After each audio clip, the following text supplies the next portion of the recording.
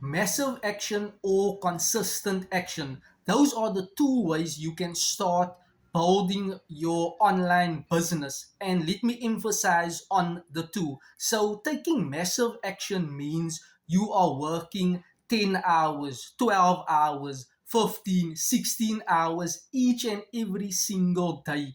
And that works only for a short period of time. Why?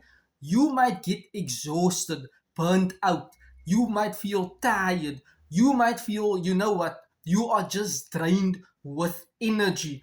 And after you taking massive action, yes, you can see results when you are focused on high income producing activities or tasks that will bring in the leads and convert leads into paying customers. Massive action does work, but you need to be very careful and mindful of not quitting, of not pivoting, thinking or perceiving to yourself, you know what, but this is hard. That is why my advice, I am not a fan of massive action. I am a huge fan or a huge believer in consistent action. Working your 2 hours, 3 hours a day online, being consistent, focusing on the high income producing activities to generate leads and to convert leads into paying customers. This way, you can play the longevity game. You can become the, what is that, the finite player, whereby there is no destination. You are just in entrepreneurship playing the game for the longevity. There is no end to entrepreneurship. There is no destination.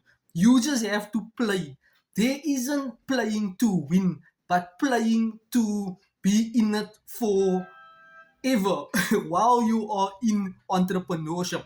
That is why I'm a huge believer in consistent work over massive action. When you take massive action, you are more bound to pivot into the next venture and pivot and procrastinate and pivot again into other multiple ventures, whereby you could have just stayed consistent in one business model and playing it for the longevity. That way, you will become exceptionally great over a long period of time, and people will be like, wow, but you are good. Wow, how did you do this? And they do not know your process. So, focus on staying consistent over taking massive action. Thank you, and you're welcome.